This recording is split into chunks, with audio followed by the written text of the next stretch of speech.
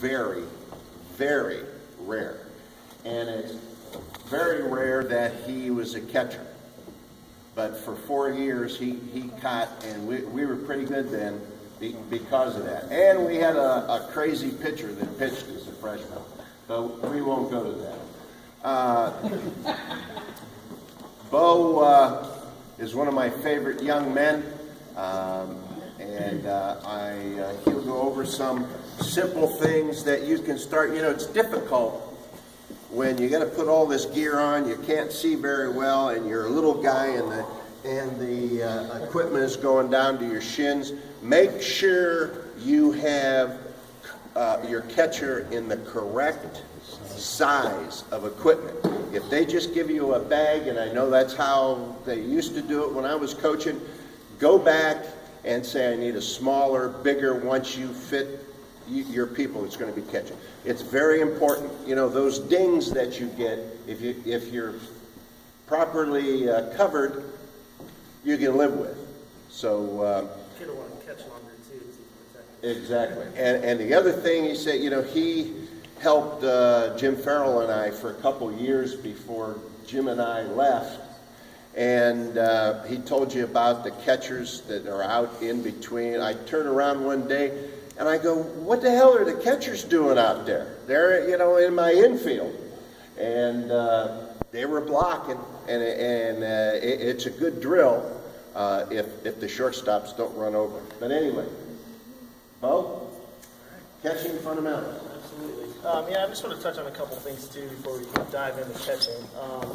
But I think the main thing, I really didn't get tons of catching instruction until I was probably like 13, 14. I was getting into travel ball, and yeah, I mean, before that, you know, a lot of what I learned was just from watching guys on TV, the college guys and the pro guys. My grandpa would show me videos of like Johnny Bench and, you know, Ivan Rodriguez, Pudge. But before that, I mean, I didn't really have a whole lot of instruction. And, you know, when guys aren't really throwing curveballs, change-ups off speed, you know, a lot of catching it's just catching the ball, it's just receiving. If you can catch the ball and, you know, stay crouched long enough, then, you know, you can catch. You know, when you're in Little League and you know, Park and Rec with the younger guys. But yeah, so a lot of what I'm going to show you, it might be a little more advanced, you know, but just kind of harp on the basics. I will show you a lot of the basics. You know, you got to start from somewhere, you know, just get a foundation. But yeah, a couple other things too. Coach was talking about, you know, hitting off the tee, doing soft toss. A lot of that stuff might be boring, but I always equate it to stuff that may interest them. You know, if they're good students, you know, it's about studying. You know, if they play video games, you have to practice to get better. So, you know, if you're prepared when you get into a game, it's kind of like you're in class, you're learning, you're studying, doing, you know, the best you can. So when you take that test, you're ready to go. And you don't have any questions, you don't have any doubts about your ability or your skills. You're just ready to go. So, you know, Coach was talking about hitting. I heard him say, you know, like when they're out there, they just want to hit the baseball, but they already have those fundamentals down, those basic skills. Not only will they hit the baseball, but they'll be thinking more in depth about it, and, you know, they'll be able to drive the ball, like he's talking about. So I think that's really important, you know, in a video game, you know, if you're going to talk about video games, if they're not really into school, you know, the more you practice, the better you're going to get the game, the more you're going to beat your friends. So it's, you know, it pays to practice that stuff. So even if it's boring, you know, hitting off a tee, that's where I learned a lot of the stuff with my hands and with the balance and with my feet. That stuff's all very, very important. So same with catching, and catching is a lifelong learning process. You know, like Coach said too, you know, he's still learning stuff at his age. There's stuff about catching. I was coaching in Medina actually before I came to Falls. I went to Falls, actually came to Bullock. I went to Bullock, and then I went to Cuyahoga Falls. And yeah, I mean, I went to Medina, and you know, they wanted me to kind of come in and teach them about catching. But they had another guy, the head coach. He learned some stuff when he went down to Columbus for the coaches clinic. He was showing these guys this stuff, and I had never learned how to catch like that. So, you know, there's a lot of different ways to teach it. I'm going to show you the things that work best for me, but, you know, you're always constantly learning things. And with catching, it's so complex, and there's so much going on. that I can't possibly show you everything in, half an hour. So it's going to be a crash course, but I will show you the basics. But yeah, just let your guys know, you're always going to be learning things. I just turned 30 last year actually, and stuff about, life, you think you know everything, and something knocks you off your feet. So same thing with catching, same thing with baseball. You just need to kind of keep understanding it's a learning experience. Coach talked about failing 6 times, but if you learn something from one of those failures, it's not a failure in my book. So I think that's important to understand. So with catching, I'll show you the stances. I'll show you the blocking mechanics. We'll go over bunts, pop-ups behind home plate, communicating, all of that good stuff. But we'll start with the stances. And another thing too, one thing you want to teach your catchers, they're going to be a lot of the times your leader on the field, them and your shortstop. So a lot of them, it's hard for them to be vocal, especially at that age. But you kind of start developing leadership skills, and you need to constantly communicate with your pitcher and your infielders, because you're the only guy in the field that can see everybody. So you're moving people around, lining people up. So it's very important to kind of start developing those skills early. And yeah, I've been playing baseball since I was 7 too. I played coach pitch and everything else, but remember, I played my first year. I was 7 years old, and coach stuck me at second base. I was kind of smaller than the 8 and 9 year olds. But when I turned 8 years old, they didn't have a catcher, and he said, you're small, you're quick. I think you'd be good back there. And I haven't gone back since. I used to get kind of bored out in the field, and as a catcher, I'm involved in every play. So it's a lot of fun. It can take a toll on you. It's a lot of work, and to be willing to work hard, and got to be willing to squat for a long period of time. I don't know if you noticed, I've been like this the whole time. When I started getting instruction in catching, one of my coaches told me to go home and sit in front of the TV and just watch TV like this. So yeah, I've been doing this for years and developed leg strength, but it's tough at first, and kids get kind of burned out from it. So, but another thing with the leadership, I always taught to talk to the umpire, make sure you're communicating with the umpire. You go out, you shake their hand, you just get to know them, tell them that you're here to protect them, and yeah, exactly. You develop a good rapport. Didn't get protected, trust me. Yeah, you develop a good rapport with your umpire, and maybe you'll get that borderline pitch. And I'll probably talk about framing and everything too. But that borderline pitch, you got a couple baseballs outside of this corner here, and that pitch right there. If the game's on the line and you have a good relationship with your umpire, if you can get that pitch, which I don't know if you watch it on TV, you can see it sometimes. They'll go over the track of the ball, and you can obviously see it's a ball, but luckily they don't have replay on that yet. I think that's one of the nice things about the game. But yeah, you want to try to keep that pitch a strike. You're helping out your pitcher, you're giving them confidence to throw that curveball in a tough situation. Catching's really important. I can't emphasize that enough. You don't really see it behind the scenes so much, if you're not familiar with the position, but yeah, I love it. It's one of my passions. So anyway, yeah, we'll go over the stances real quick here. 3 stances. One is, it's just the signal stance, I call it, the primary stance, and you're pretty relaxed. You got a good base here. And another thing too, if it's dark out, you guys probably don't play any night games, do you? Yeah. Well, yeah, I used to have to tape my fingers and stuff, but you want to just make sure your pitcher can see your signs, obviously. And I don't know how much signal calling you guys will be doing, maybe at the older ages. But big thing, you got your stance, really relaxed. Your legs you're pretty much just resting your legs. But you have your third base coach and your first base coach trying to pick off your signs. So you want to make sure that you have a firm base and that you're pretty closed off. The only people who can really should be able to see your signs are the pitcher, shortstop. If the third baseman and first baseman can see your signs, that might be tricky, because you'll have the runners trying to pick your signs off too. So try to keep a firm base. The pitcher see your sign. I always use my glove hand too to block the area over here. So I would just rest the heel of my hand right on my knee there. And then I used to rest the heel of my hand here, just right on top of my cup, right here. And you don't want it too high because then the coaches will be able to pick your signs off. You don't want it too low. Again, coaches can see that. So just make sure you have it tucked up here. And that's pretty much it with the signal stance. So, we used to give multiple signs. At this level, you probably don't need to do that. But, you give second sign, you give last sign. You can do an addition problem. I don't know if all those pitchers are smart enough to handle some of those complicated signaling. But, but yeah, just make sure you're on the same page. Don't give your pitchers a lot of credit either. I don't know if you've ever seen Bull Durham, but he taught him a lot by telling him how dumb he is. So. But anyway, that's the basics of the signal stance. Receiving stance without a guy on base.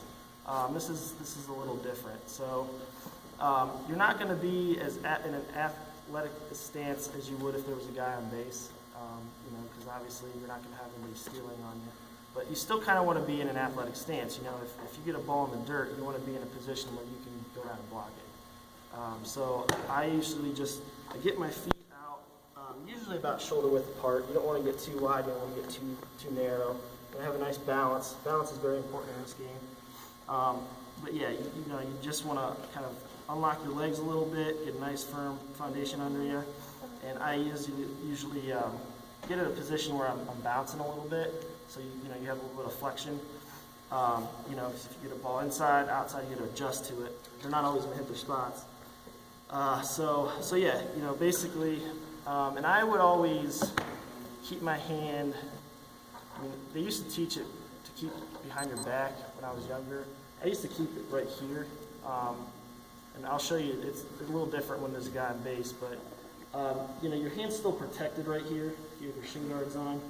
So, and it's still there so you can bring it out in front of yourself when you're blocking. So I would keep it there, just get a little bit flexion, and you want to have your butt up a little higher so you can move around. You just have to practice it really. And then you obviously, it looks like you have a straight arm when you're receiving, but I always kept bending it. Again, flexion. It's all about flexion and just absorbing things as a catcher. So yeah, hand bent. I would make sure too that you have a nice target. The heel of your glove should be pointing straight up. Because that gives them the best target. If you have it to the side like that, you're not going to give them as good of a target. So anywhere you're going, you want to have a nice big target. So that's the secondary stance. The secondary with a guy on, the runner, it's a little bit different, like I said. And you want to make sure you're set up where you want the pitch thrown. You don't want to set it on the outside if you're going to have a ball going inside. But for this stance, so you get in your signal stance, you give your signal, guy on first or third or second, and basically it's you're getting your feet a little bit wider. I almost went flat-footed, almost, but you can get on the balls of your feet a little bit. Just make sure that you're not on the heels, because if you are, you're not going to have that balance we talked about. So basically, you got your feet a little wider apart, and I always gave a big target like this, and your butt's up a little bit higher, and I always put my hand right back here. Not like this, because you're going to feel that one. You don't want it here.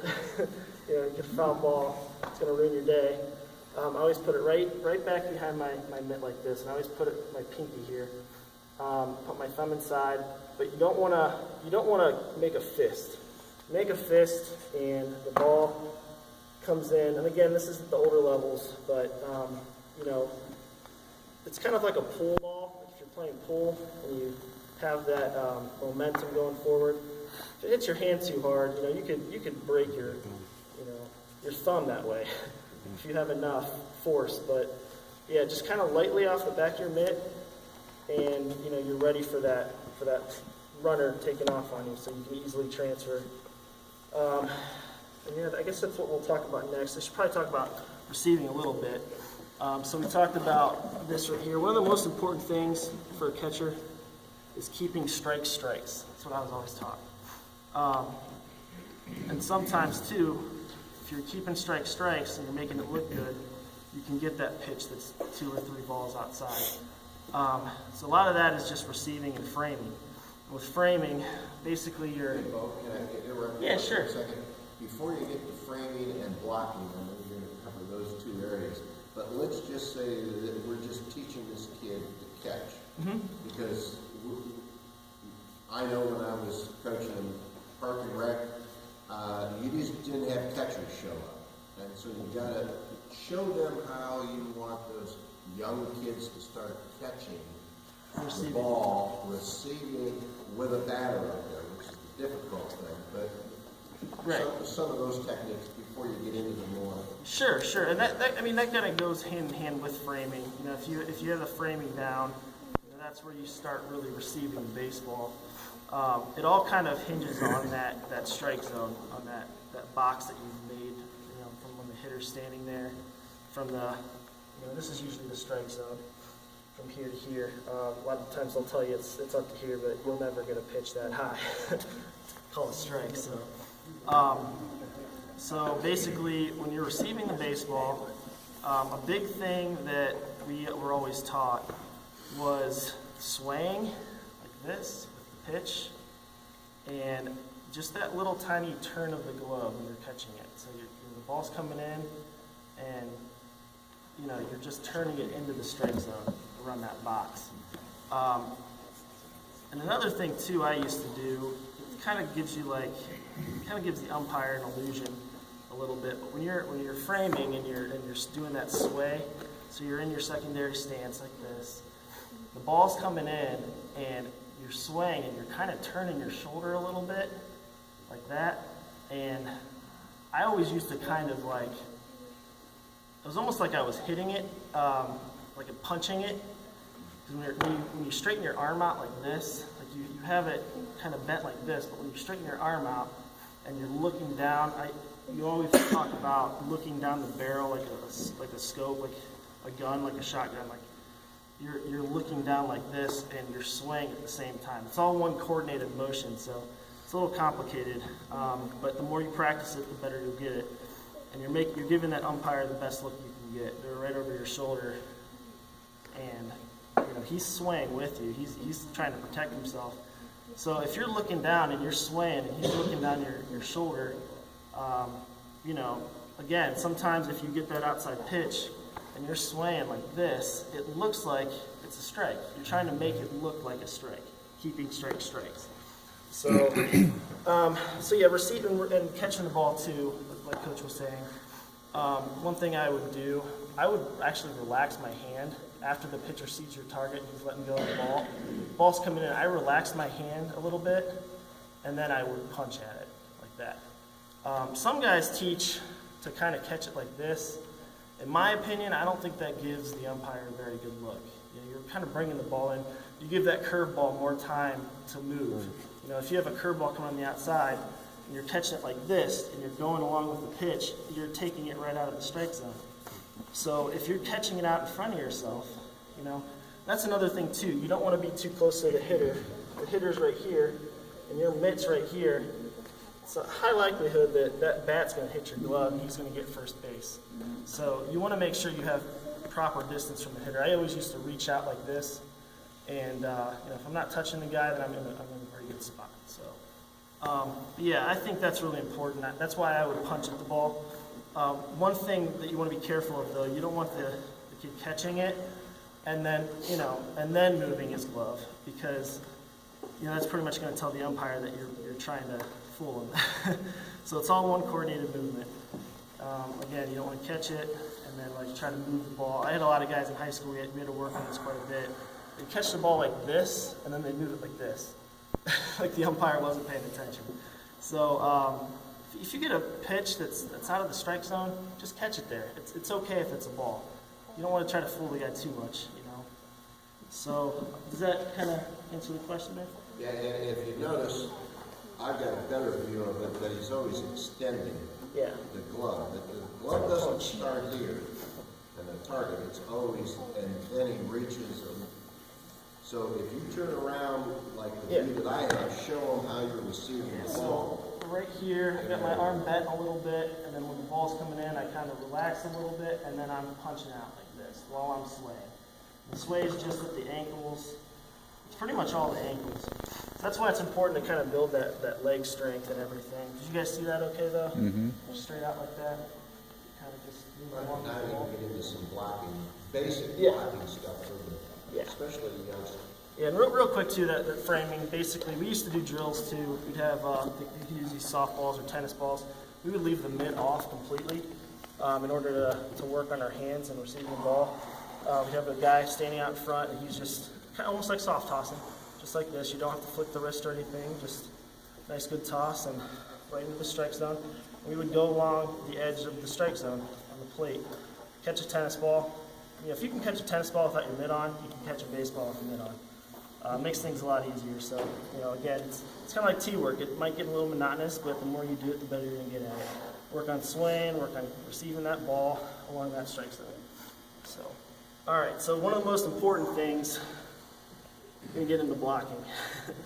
And I don't have my gear on, unfortunately. I don't have my shin guards on, so it might be a little harder to show you because blocking is a very physical thing. But, you know, you're going to be in your secondary stance for this. And usually, younger levels, you know, with the fastballs, you're going to get fastballs in the dirt. Usually when you get up towards the higher levels, you know, you usually get those fastballs out of the dirt. You know, you can just kind of receive them. So you're not really anticipating that block. At the upper levels, when you throw an off-speed pitch, those are when you're going to be anticipating the block. So kind of in contrast to hitting, you're not really guessing. You know, because you know what pitch is coming as the catcher, as long as you're on the same page with the pitcher. But, you know, you can kind of anticipate when it's going to be an appropriate time to block. You're kind of prepared for it if you call an off-speed pitch. So, but with blocking, basically, fundamentally, you know, you're in your secondary stance and you're basically just dropping. Again, I can't really do it without shin guards on, but I almost kick my feet out from under me. And then you're bringing your mitt down, your hand's here, and you're bringing your hand behind your mitt to protect it. But you definitely want to have your hand here because you're kind of creating a seal when you're doing it. You know, you have your chest protector on, you're coming down, you're dropping to your knees. You're almost making sure that your feet behind you are locked, not locked, but together. Yeah, they're together and they're blocking this little dome you created here with your mitt. So if the ball gets through your legs, if your legs are up like this, you know, that ball's going to get through. Right. Like that. That ball's just going to go right through and it's going to go wherever it wants to go. So, that's okay. I can get it, Coach. So anyway, what's that? And I think the most important thing here too is you're always facing home plate. You're always making sure the ball is going back into the field. So if it's straight on, thanks. Straight on, you're right here, you're caving your shoulders in like this. You know, you want to make sure that the ball, you're kind of absorbing it, but it's just falling in front of you. If you're sticking your chest out, that ball is going to go out. Make sure you doesn't hit your drink there. You know, so you're not pushing your chest out, you're actually absorbing, thank you. You're actually absorbing that blow, like that.